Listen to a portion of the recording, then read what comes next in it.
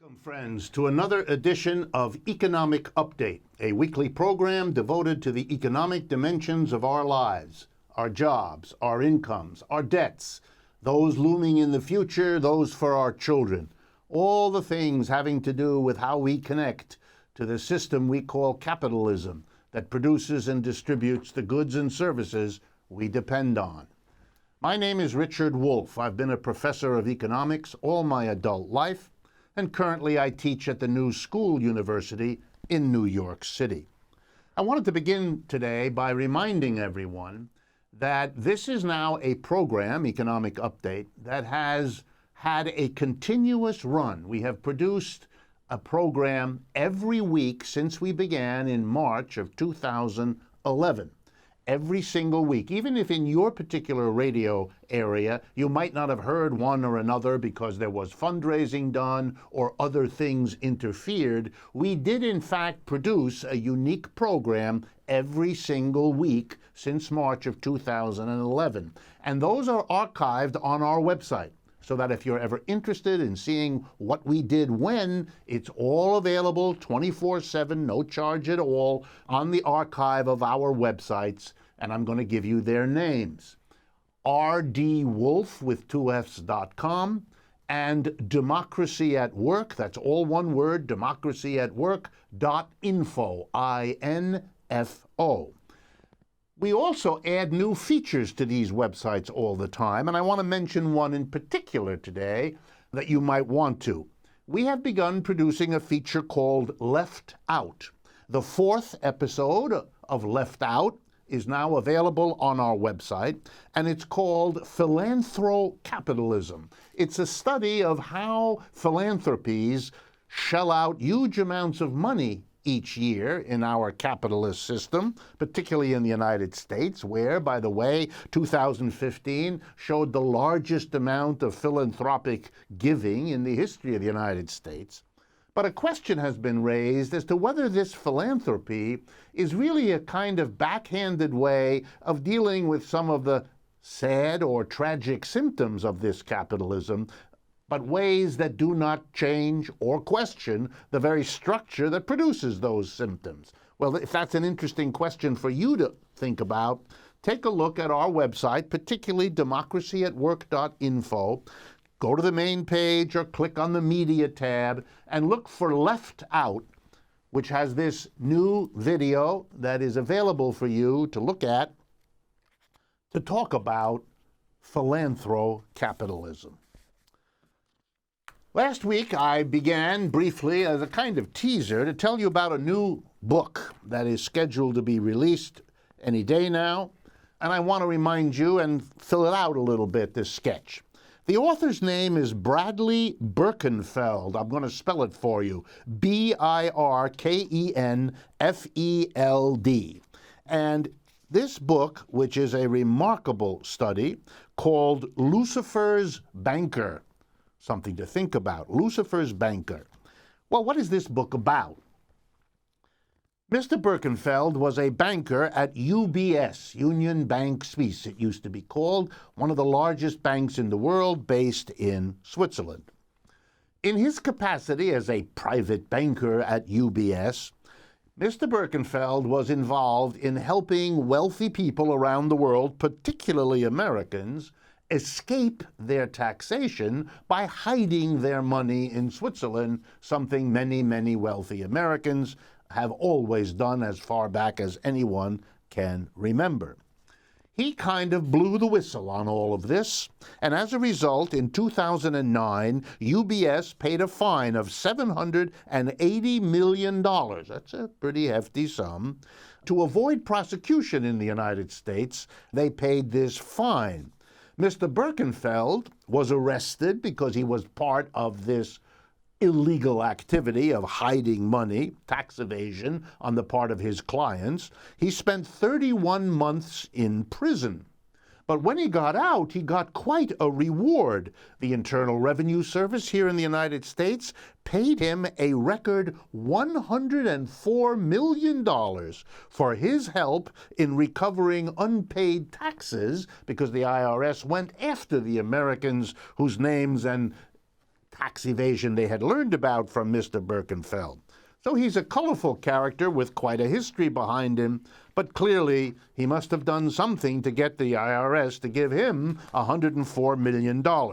If you work it out, for the 31 months that he was in jail, he got paid $104 million. That's a lot more than he would have gotten paid doing virtually anything else. So jail had a silver lining for him. One of the interesting stories, he has many in this book to tell, one of the interesting stories has to do when he was called to testify by a committee of the United States Senate, which was looking into tax evasion, which it is their job to do. And he was called to the committee, and he gave testimony in late 2007 to the Senate committee. Sitting on that Senate committee was one Senator Barack Obama, at that time senator from Illinois. During this time, according to Birkenfeld, Mr. Obama was on the payroll of UBS. That is, members of the UBS management, according to Mr. Birkenfeld, were bundlers. They arranged campaign contributions. Each of them was responsible for about $500,000, which were funneled to Mr. Obama. This is legal, by the way. However, Mr. Obama, interestingly, never attended any one of the sessions of that committee at which Mr. Birkenfeld testified, raising the question whether there might have been some sort of conflict of interest of being a senator listening to testimony from a banker from a bank that was giving you money as a senator. Well, it's a question. I don't know the answer. But we won't know unless and until Mr. Birkenfeld's revelatory book gets the attention which, in my humble opinion, it deserves because of the important issues about the cozy relationship between big banks, big business on the one hand, and leading politicians on the other. Every year, an agency of the United Nations issues a report. It's called the Report on the World Social Situation, and it is the responsibility of the Department of Economic and Social Affairs at the United Nations. And in 2013, they issued their report. They do it every year, I believe twice a year, actually. And in 2013, they issued one called Inequality Matters, which is pretty daring for the United Nations, unfortunately. Anyway, there's a table in here that I think teaches us something interesting, and I want to make sure that this is in everyone's mind so we can be clear about what's at stake. The number I'm about to report to you is the percent of the total income earned in a country by the top 1%. If things were fairly done, the top 1% would get 1% of the income, the top 10% would get 10% of the income, and so on. In other words, your size within the community is roughly equal to your size of the total income that is available for everybody. And as all of you know, I think, we don't work that way in a capitalist system. It doesn't divide things in that kind of equalizing way. So here's the number. For the United States, in this report dated 2013, the top 1% get 19.3% of the income. 1% of the people get 1/5 of the income in the whole country. Now, there's a list on this table of approximately 30 countries, one of which is the United States. Out of those 30 countries, the top 1% in the United States gets the biggest share of total income of all 30 countries. Number 2 you might be interested in is Argentina, where 16.7 is the number. That is, the top 1% of Argentinians get 16.7% of the income. Still well short of the 19.3 that the American rich 1% get. And the next country down, South Africa, where the top 1% gets 16.6. Well, I won't go through it all, but let me show you how different other countries are that you might not have thought of as different. I'm going to begin with France. The top 1% in France get 8.9% of the income, compared to the top 1% of Americans who get 19.3%. That's an enormous difference. How about a country that's the big up-and-coming other country in the world today, and which is producing millionaires at quite a clip? The People's Republic of China. What's the story there? 5.9%. That is, the richest 1% of Chinese get 5.9% of the income, compared to the richest 1% of Americans who get 19.3%. I could go on, but let me drive home the point. Bernie Sanders enjoyed in his campaign talking about Denmark. So it turns out Denmark is on this UN list. So what's the top 1% of Danish earners get as a share of income? 4.3%. Mr. Sanders was celebrating a country whose top 1% gets 4.3% of income. And he was doing that in a country where the top 1% get 19.3%. The United States distributes income more unequally than virtually any of the other major developed and even moderately developed economies in the world. The United States is not typical. The United States is unusual in its inequality. Let me turn next to a story that got an enormous amount of attention during the last few days of August and the early days of September. This had to do with a decision of the European Commission to instruct the Apple Computer Corporation, Apple, to pay taxes, technically for the period 2003 to 2013, that should have been paid to Ireland, where Apple and its subsidiaries are mainly located in Europe, but weren't. And the amount that the European Commission said Apple had to pay was just short of $15 billion, 13 billion euros. Well, that's a record-breaking fine, if you like, or punishment. It's not as though this is a minor affair, because it implies that what Apple did, which Apple, as I will explain in a few minutes, is not alone in doing, that what Apple is doing in Europe, and for all we know elsewhere as well, is a violation of what a major part of the world believes to be legal and acceptable behavior. What is the argument? The Europeans point out that Apple set up in Ireland for two reasons. One, because the tax rate in Ireland is 12.5% on corporate profits, versus in the United States, where technically it's 35%, even though with all the deductions and exceptions and so on, it's back down to around 25%, but that's still well above the 12.5% that Ireland charges. But that even beyond that, Ireland entered into a special agreement with Apple, it turns out, that cut their taxes even further. So that, for example, they paid a total of 1% on their profits in 2003 and less than 1/100% in 2014. And I could give more data, but we don't have the time.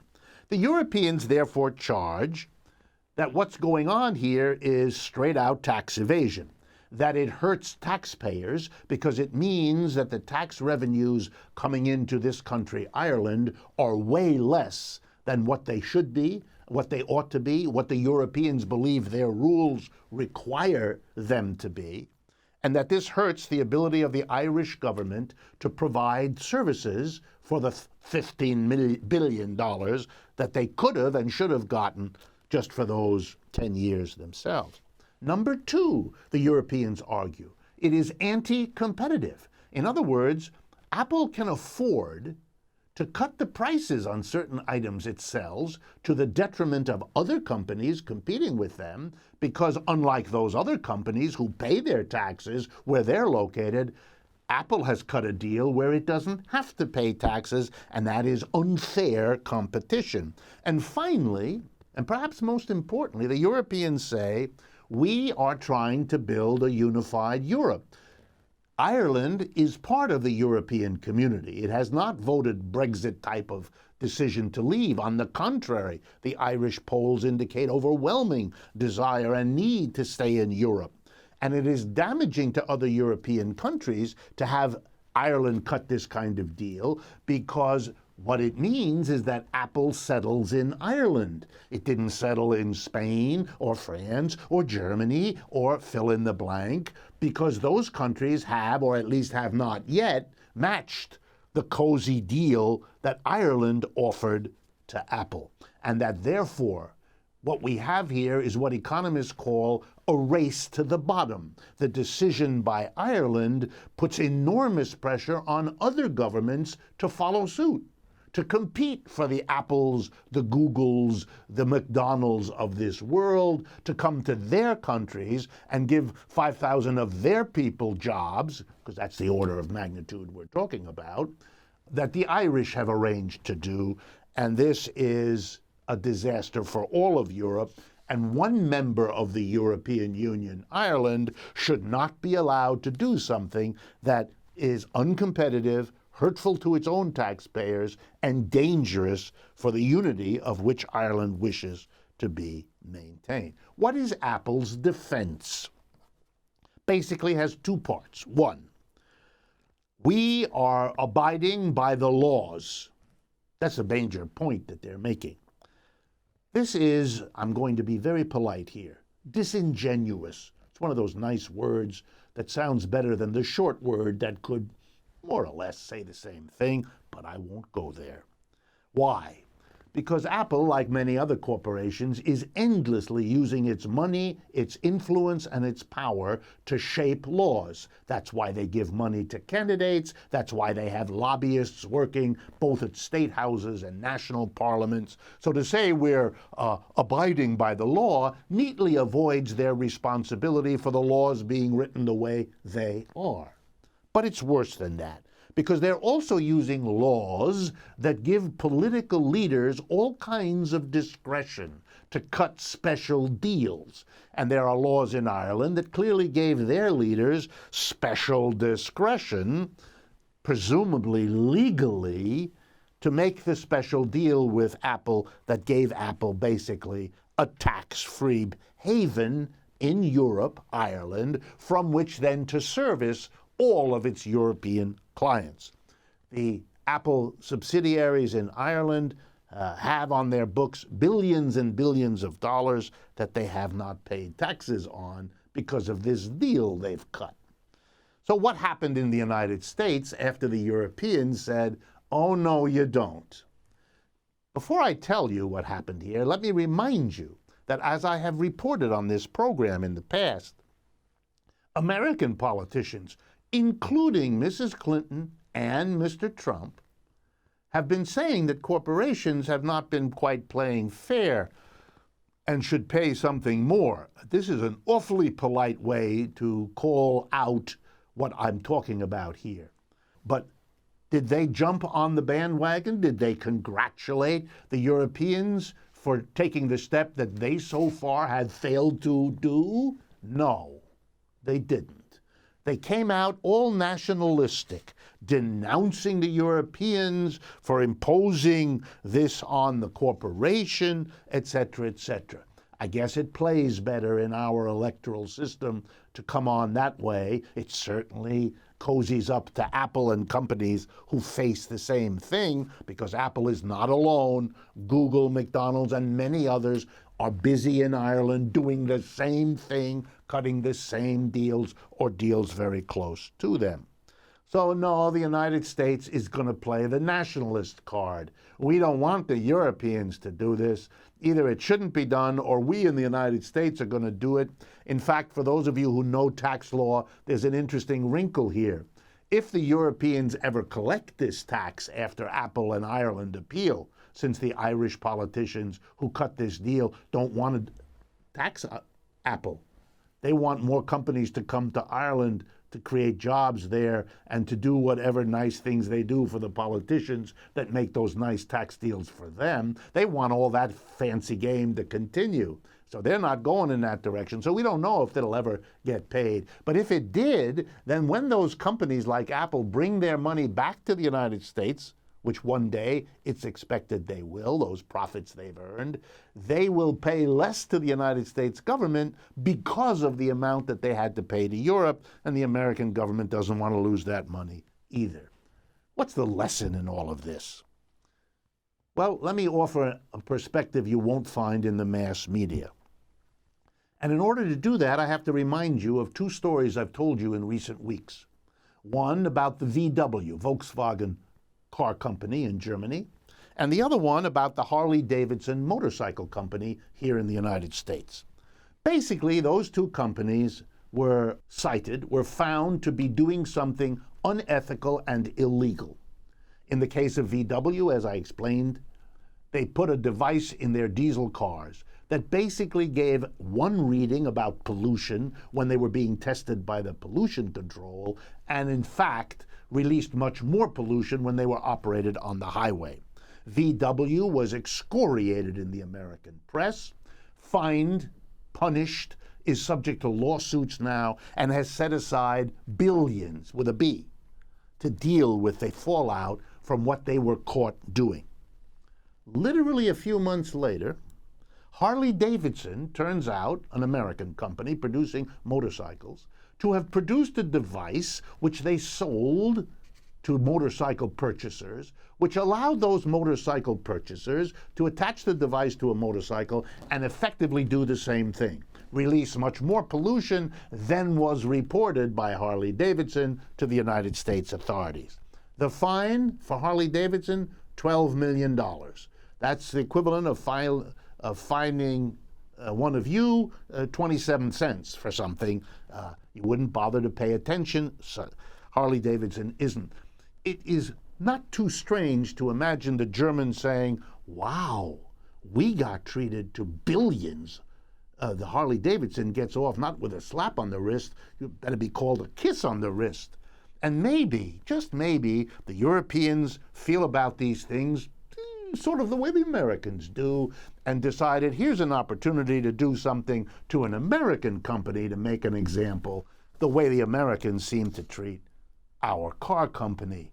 And their car company, VW, is an even more important part of the German and European economy than is the case with Apple. Last item that we have time for today. The TPP, the Trans-Pacific Partnership, and the TTIP, the Transatlantic Trade and Investment Partnership. Two deals being cut on the two major oceans of this world, the Pacific and the Atlantic, to enable corporations and governments to work out their disagreements in a cozy way, much of it done in secret by something called the ISDS.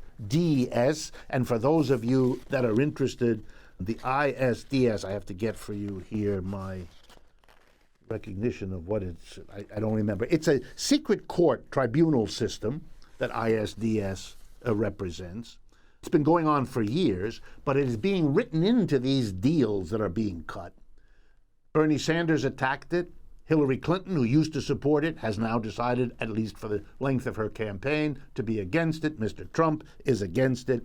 Over this last few days, François Hollande, the president of France, has said he will not participate in this anymore, and the negotiations as far as the TTIP should come to an end. The Germans are turning against it. Their claim is that the United States is making demands and not willing to give in. This is the kind of horse trading that these deals are about. If you're interested, a remarkable and comprehensive discussion of these has been published by BuzzFeed. It's an interesting website. If you've never gone there, go to BuzzFeed, BuzzFeed, BuzzFeed.com. There's a 4-part series by BuzzFeed. The reporter's name, Chris Hamby, Hamby, all about this, the ISDS system of secret tribunals that work all these deals out. Basically, here's the story. Corporate lawyers, the kind who make their living by working for big corporations, compose a tribunal. Corporations can go to the tribunal when a government does something they don't like. Seize their factories, for example, hit them with a big tax, arrest their leaders for corruption. They can go to this court full of lawyers whom they normally hire and appeal and get a ruling which controls what a country can do. It's the end of even the pretense of a democratic control of capitalist enterprises. The enterprises have gotten so big and so global that they need to subordinate countries the way they subordinated states within countries 50 to 100 years ago. So it has come to that point.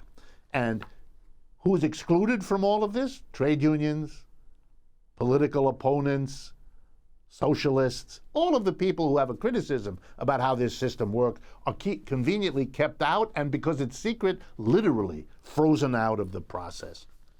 And that leads me to my final story for today. One of the most influential economics writers in the world is a man named Martin Wolf. By the way, no relation. He spells his Wolf with one F. I spell it with two. And he writes regularly for the Financial Times. Well, the Financial Times column by Martin Wolf on the last week of August, so very recent, raises the question that is identical to the question raised by the TPP and the TTIP. He asks the following: capitalism and democracy, the strain is showing. Wow. And what Martin Wolf there says is, look, we are in trouble. Capitalism is producing such a different experience for a tiny group of rich at the top versus everybody else, that it is driving the mass of people to use their democratic rights, or what little is left of them, to try to push back against the people who champion capitalism because it works so well. And he's very worried that, as one article writer about this who noticed it said, that capitalism and democracy may be headed for divorce, and the results will be as messy as many divorces have proved themselves to be. We've been talking about the lack of democracy in and by and for capitalism for a long time, and I want to welcome Martin Wolf to having seen what is so blazingly written across the economic history of our time. We will now take a short break. I want you to come back after this break. We will have an interview with a friend of mine who is going to talk to us about the crisis of Puerto Rico, which in many ways illustrates much of what the first half of today's program was about. Stay with us. We will be right back. Welcome back, friends, to the second half of Economic Update for this beginning of September 2016. I'm your host, Richard Wolff. And during this second half of the program, I am very pleased to welcome a friend of mine named Ian Seda Irizarry. He is a assistant professor in the economics department of John Jay College at the City University of New York. And there he teaches courses on political economy, introduction to economics and global capitalism, and the economics in historical perspectives. He is also a member of the Partido del Pueblo Trabajador, I hope I've got that right, in English, the Party of the Working People of Puerto Rico, and he writes newspaper and magazine columns for a variety of media outlets inside and outside Puerto Rico. Ian, thank you very much for joining us today. Oh, thank you very much for bringing me again, and for your viewers and listeners for tuning in. Okay, Puerto Rico, as I have reported repeatedly in the past, is a kind of microcosm, a kind of example of the problems of the American economy, indeed of global capitalism. But because it's here and it's close by, and because Puerto Rican people are citizens of the United States, etc., there's a special interest that we have and lessons we can learn by looking at this particular situation. So let's begin, Ian, by asking you, What is this so-called current crisis of Puerto Rico? How did we get into this? And in particular, tell us about the role both of bankers in New York and political leaders in San Juan in their bringing this situation to pass. Well, as you can guess, with any event, there's multiple interpretations of what happened. In Puerto Rico, for example, we've heard about blames for the government in terms of spending beyond its means, spending on the basis of borrowing, ending up paying its debt on the basis of more borrowed money. That's one very common perspective. Another perspective points to the fact that tax incentive schemes provided by the Internal Revenue Code of the U.S., Section 936, ran out in 1996, and there was a 10-year transition towards 2006. And if you actually look at the economic data that points to the growth of the island, normally it's the year 2006 that's pointed to as the beginning of the 10-year depression that we find ourselves in right now. So that was part of change in the tax laws? A change in the tax laws that initially it was brought up in 1976 as part of a general global flexibilization, let's say, of capital flows throughout the world, so profits could be moved around easier without being taxed. So that was part of the incentive for firms to come to Puerto Rico, especially high technology firms, pharmaceuticals sector, electronics, etc. So that ran out in 1996. There was a 10-year transition, and then in that period, either firms left or adjusted themselves. So there was nothing to basically substitute that industrial base that we had. And that's precisely what other people say. It's a joint, a shared responsibility of both the U.S. and Puerto Rico that this happened, because nothing was proposed or implemented by the U.S. or the government of Puerto Rico. So that's why they emphasize the sharing of it. And then there's another perspective, which is the one that I prefer a little bit, which recognizes that Puerto Rico is a colony of the United States, which basically implies that we don't have all the means and tools to necessarily address the crisis. We're also in a situation in which double standards prevail regarding, for example, Chapter 9 bankruptcy law that doesn't apply to Puerto Rico, but it does apply within the United States. We have to use the United States merchant fleet, which makes goods in Puerto Rico more expensive. So there are those things over there that people emphasize, the colonial dimension of the relationship with the United States. But there's also another aspect to it, which is the self-inflicted dimension of the crisis. The fact that groups within Puerto Rico participated in the looting and theft of the public coffers of the treasury of the island for the sake of their own individual private benefit and that of firms, multinational firms, mainly American capital.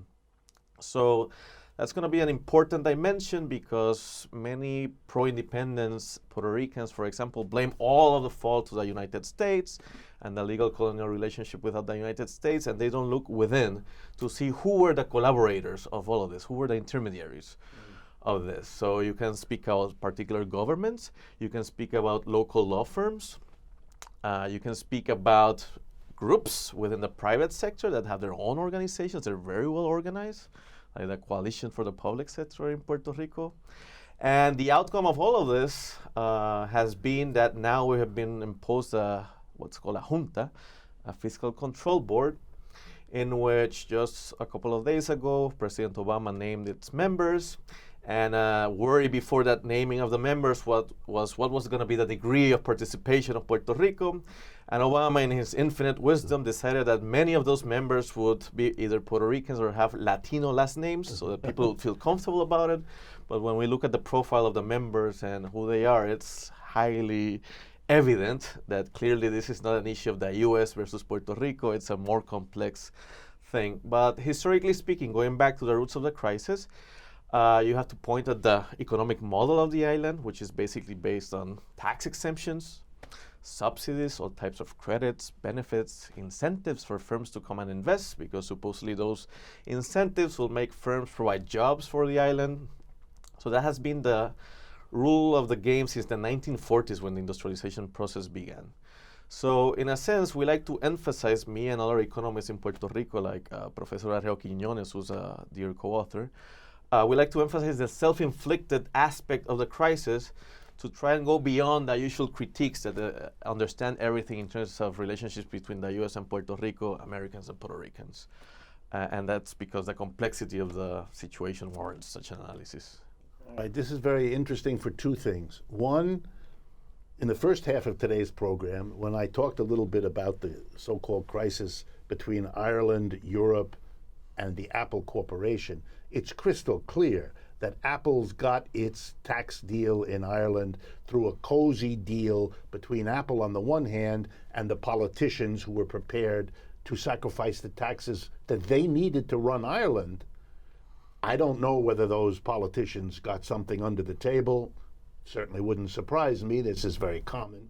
But in any case, they made a deal that is now unraveling on them. So there's the question of the complicity of local leaders in all of these kinds of things, without which these corporations often can't do what they do. But before we get into that, and whether that same thing is true of Puerto Rico, can you tell us a little bit about this composition of the board that Obama named and what you think it represents in terms of where this new control of the economy of Puerto Rico is likely to take the island? Yeah, so as I mentioned before, the first thing that pops out to the view is the fact that it's composed by people whose last names is, Latino, let's say. So you see Garcia, Carrion, Gonzalez, Matasantos. The second thing that you notice is that there's absolutely no thread or evidence of any type of knowledge regarding economic development. These are people who are either bankers, they have served as officials in governments of Puerto Rico. These are people who are experts in law, which is, it's a very important dimension of it. But just to name a few of the persons, you have a person called Andrew Briggs, who is an academic, who supposedly is an expert on dealing with pension funds and the restructuring of pension funds and benefits for workers. And it turns out that he has worked for the American Enterprise Institute and the Cato Institute, which are two organizations that are identified as think tanks of, conservative, right-wing, ideology. Absolutely. You have... So Obama puts these right-wing conservatives on this. Well, he approved the recommendations from the both Democratic and Republican Party. Gotcha. So most of them were actually Republican candidates. So you have, for example, a former collaborator of Arnold Schwarzenegger in California. Her name is Ana Matosantos. She was one of the principal advisors when deficit cuts were happening in California under Schwarzenegger, so they brought that expert in. And the jewel of the crown, in my opinion, is the former head of the Government Development Bank of Puerto Rico. His name is Carlos Garcia, and he was the head of that important institution in terms of economic issues in Puerto Rico. He was the head of that institution under probably one of the most corrupt administrations that we've had, that of Governor Luis Fortuño, who turns out to be a Republican-inclined Puerto Rican. And it was during the tenure of Carlos Garcia that the government of Puerto Rico, for example, administered over $7 billion of the American Recovery and Reinvestment Act of Obama in that stimulus of 2009, I think it was. Right. They increased the debt of Puerto Rico, so over $10 billion. The government of that, he was also part of the architects of the infamous Law Number 7 of that was implemented by the governor, in which over 20,000 public employees were fired. And this was in March of 2000, was it 9 or 8? I can't recall. Mm-hmm. But in December of the previous year, Standard & Poor's, so this is not Rick Wolf here in Economic Update or Amy Goodman in Democracy Now! Or any other progressive outlet. Standard & Poor's, a credit rating agency, told the government of Fortuño, you cannot cut government spending till the private sector recovers. What did he do 3 months later? He fired 20,000 public employees, and by what we economists call the multiplier effect, for each public job loss, you lost at least one in the private sector. Mm-hmm. So all of those things also undermined the tax base, eroded the tax base of the government, which again gave further incentives to borrow money for making up for that lost revenue. So yeah, that's why Carlos Garcia, I consider him the jewel of the crown in this group. He has given a new meaning to this issue of revolving doors. Yeah. Of which his boss, our former governor, was a perfect example of that. He gave a contract for $22.8 million to a law firm while he was governor, Step 1 Johnson. We never saw the results of that. But he then, after getting out of office, being voted out of office, he now works for that same firm. Yeah. So it's like the ghost of Fortunio is coming back to haunt us. And the same people and the same policies that, in a sense, got us to this point are going to be perpetuated through this fiscal control board that basically negates the relative autonomy of the island. Let me ask you a question that your story brings to my mind. Political leaders in a capitalist system are always stuck with a peculiar job. They're supposed to preside over the provision of public services, to help companies do their business, to help the public live their lives. In order to do that, they have to raise money. They can tax corporations, or they can tax the people, or they can tax both of them. But the more they tax, the more opposition they get from the very people who want the government to do all the things they need to raise taxes for. So a politician who doesn't want to either raise the taxes and be voted out or hated, or cut the services for the same reason, has then a built-in out, a built-in escape. Borrow the money. Go to the rich and say, I'm not going to tax you. Instead of taxing you, lend me the money. I will pay you back in a few years, plus I will pay you interest. Rich people would always rather loan the money to the government than be taxed when it's simply taken away. That way they can provide services for a few more years using the borrowed money and hopefully move on to another career by the time the money has to get paid back. So that instead of looking in each case, like in Puerto Rico, at the particular corruption of the particular leaders who played this game, could we say that Puerto Rico is simply an extreme example of a very common behavior that you can see in most cities and states across the United States too? Does that make sense? Yeah, absolutely. If you look at the tax system in Puerto Rico, you'll see that it's clearly biased in favor of property. So if you look at the functional distribution of income, and I have the latest statistic here, in the economic report of the governor, the table number 11 of the statistical appendix, you will see that income based on property for the last 10 years has increased 57%. Income based on work, wages, benefits for wages, has gone down 3.7%. So that tells a lot about the income distribution and how the bias in the tax system manifests itself in the distribution of that wealth and income. So even at a time of extreme economic difficulty for Puerto Rico, the distribution of income and wealth went to the rich even then. Yeah. And then to top it off, the government, of course, in its also infinite wisdom, paid a lot of money to bring in experts to evaluate the situation of Puerto Rico. One of them, the famous or infamous Anne Kruger, who is renowned in the third world for her role in dealing with, fiscal crisis and debt. One of the conclusions of the report is that the minimum wage in Puerto Rico is very high compared to its productivity. So to make it competitive, we have to lower it. So while in the United States, the debate is about the $15 per hour minimum wage, in Puerto Rico, and this will be one of the powers that the Fiscal Control Board, the junta, will have, is the possibility of lowering that minimum wage for a certain age group, those that are just starting their adventures in the labor market, to $4.50. Tell me again. $4.50. So while we're here in the mainland, the United States, discussing an increase for $15 minimum wage, in Puerto Rico right now, power has been given to the junta to lower it, because the federal minimum wage is the one that prevails in Puerto Rico. But they have one of the articles in the junta's powers gives it power to reduce it to $4.50.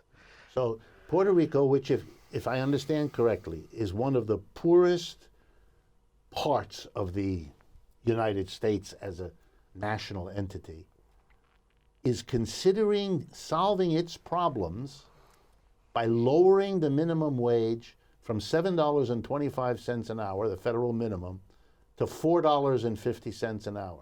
Yes, for the people who are just starting their life in the labor People who market. are just starting their life. It's important that the political party that dominates in the Congress and that dominates on this junta on this control board, is often given to give speeches about its deep commitment to family values.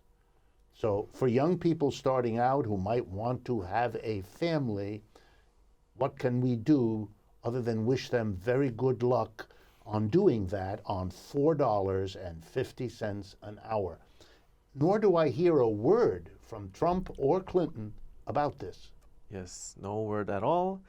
And an important detail in all of this is that an added incentive will be given to people to just leave the island. That's the way to escape the structural adjustment program that's going to be implemented. And we've already had huge immigration in the last 10 years. We've had over 600,000 people, which means 60,000 people on average leave the island every year. So this is just one added detail in what's been a long story of the failure of an economic model that cannot serve the needs of most of its people. And this is not something that just happened in the last 10 years. It's been at the root of the model since its beginning. So just to give you one piece of data that reflects this, only once in the post-war period has unemployment gone below 10%. Only once. Since the Second World War? Yes. And this was, if you read the economic literature, Puerto Rico was an example of, the transition from an agricultural society to an industrial one, but it could never serve the needs of the island. Right now, the poverty rate in Puerto Rico is like 3 times that of the U.S. I think the U.S. poverty rate is around 15%. Right. In Puerto Rico, it's like 46%.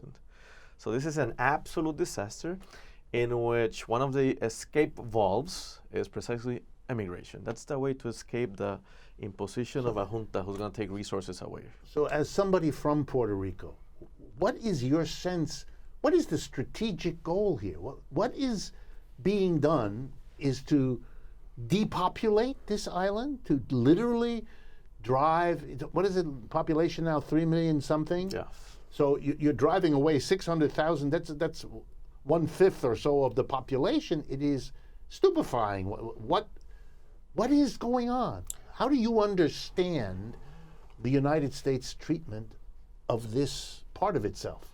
Well, the strong card that's being played is the fact that we have a very corrupt government, series of governments. So the intervention of the junta is seen as a way of correcting that, those bad attitudes, the irresponsibility, the fraud, the corruption that has without a doubt permeated all of our administrations, the two main ones, the two main political parties, be it the New Progressive Party that supports statehood, or the party that supports the current arrangement, which is what we call in a diplomatic way the Commonwealth. It's a colony, yeah, which is the Popular Democratic Party.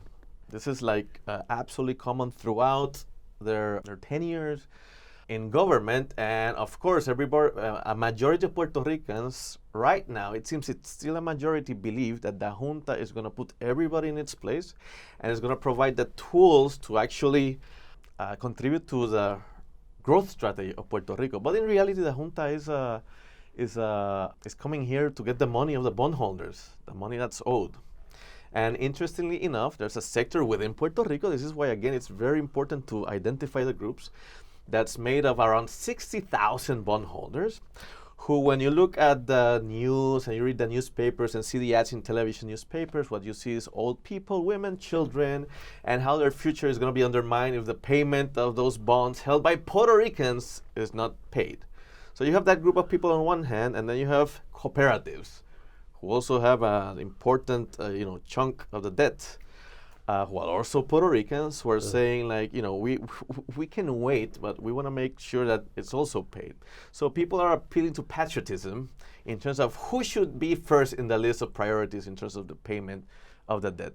Should it be Oppenheimer funds? Should it be Franklin investment? Or it should be local Puerto Ricans? It's an old strategy for major banks and bondholders to enlist little people, particularly giving big photos of them, as if it wasn't that the bulk of all of this had gone to a tiny group of financiers, but to get the small players in this game. They appeal to reactionary nationalism is a way of saying it. So where do you think this is going to go? Tell me, what do you see coming? And then I want you to tell us what you would prefer to see. But first, what do you think is coming down the road here? Yeah, so first of all, there was a meeting recently between various members of the private sector and government in a hotel in San Juan, in the capital, to discuss the situation and discuss the coming of the Fiscal Control Board. So a protest was convened. Over half of the invited guests didn't make it.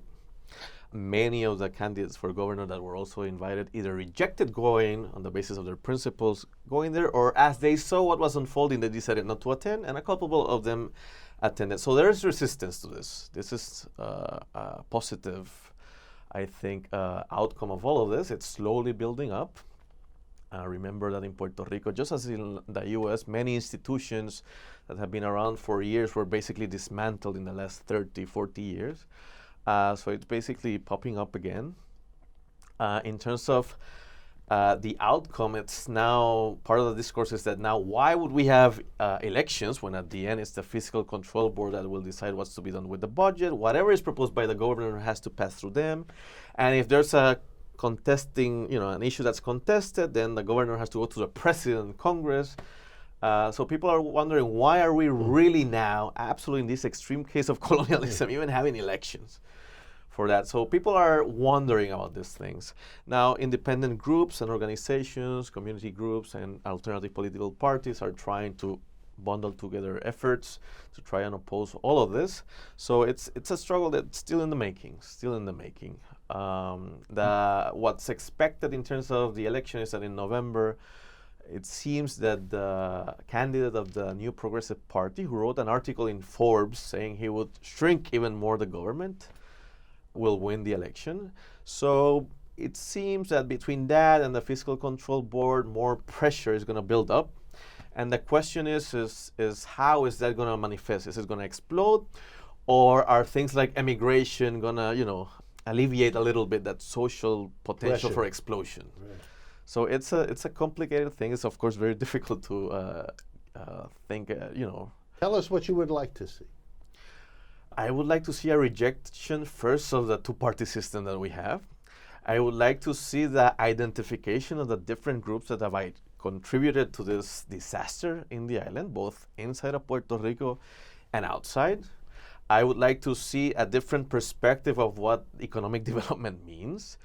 So, for example, there's lots of initiatives, very important initiatives based around agriculture and cooperatives that, we import over 75% of what we eat. In terms of fish, we're an island. We import over 80% of the fish in the island. That's absolutely insane. So people in moments of crisis, as it always happens in capitalism, are looking for alternatives. Now, what we have to recognize is that, when the space opens up for opportunity, it's for the whole ideological spectrum. It doesn't matter if you're progressive or conservative, left or right. The opportunities are for everybody, like we saw in Greece with Golden Dawn, giving food to homeless people in the streets and appealing to nationalism and xenophobia and all of those things. So in Puerto Rico, again, things are again very disputed, and it's a critical situation. And again, lots of groups are trying to get together and articulate a strategy. So we'll see. We'll see what happens, both in Puerto Rico and outside of Puerto Rico, here in New York City, for example. In Puerto Rican communities that of people who have left Puerto Rico but are still identifying themselves as part of the Puerto Rican family in some sense. Yes, I've had the opportunity to go to Boston, for example, and be part of an activity there by the Service Employees Industrial Union over there. And it was incredible, the militancy and incentives for helping, the island. These are people that, I asked the question, how many of you have left in the last 3 years? And over 70% of them had. So it's going to be interesting how to, draw the bridges, the connections between the diaspora here and Puerto Rico in terms of how to confront both the junta that's coming in a couple of weeks, that the Puerto Rican people will have to pay for, by the way.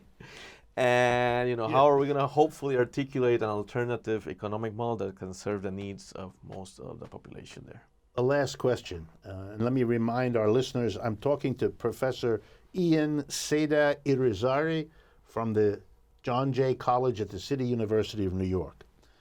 Over the last several years, Greece has served as a model in Europe for the power of finance to control the destiny of a country, to do it even when a plebiscite in the country says we want something else, to simply overrule it, to push democracy out of the to deal with Greece as if it were a colony of the rest of Europe, a poor colony. Is Puerto Rico the Greece of the United States? Is it being squashed as a kind of warning to the rest of the working class of America as to what might be coming so that they can get a sense? How do you see the United States and Puerto Rico in the light of Europe and Greece? Yeah, so two quick things. First, clearly the arrangements are absolutely undemocratic. The people who rule and pass the laws do not present themselves to elections, either in Greece or in Puerto Rico. And second, in terms of actual economic policies, we have seen in Puerto Rico a huge injection of funds. We made a calculation over 40 billion funds in terms of toxic asset relief program, FDIC funds, American Reinvestment and Recovery Act funds that were injected to the economy and with no effect at all. So the question is, where did that money end up? And in Greece, the same thing happened. Lots of money was injected into the Greek system and ended up in the hands of banks. Nobody in Greece actually saw the benefits of that. But now both countries have to actually pay for that money. It still appears as a liability in their balance sheet. They never got. This is what people call an odious debt, which provides the basis for auditing the debt and declaring it that it will not be paid. In Puerto Rico, a commission was set up. No funds have been provided, and they have identified over 50% of the debt is unconstitutional. That's something that right now is being covered up. Nobody discusses it in the mainstream media, but those are the preliminary results of that audit. Thank you very much, Ian. I really appreciate it. And to my audience, let me only say that the same motivation that had me bring Ian onto this program leads me to say, pay attention to what is happening in Puerto Rico. It is, unfortunately, the kind of future that those who control the American economy are thinking about and experimenting with in terms of states and cities across the country who have a very similar history of borrowing in a kind of collusive game between local politicians and financiers outside of the area who work to make a lot of money that the mass of people will be demanded to pay back at some later point. We've come to the end of our program. I want to thank you all for listening. This is Richard Wolff. I want to thank truthout.org, that remarkable independent source of news and analysis. Ask you please to check out their website. And I look forward to speaking with you again next week.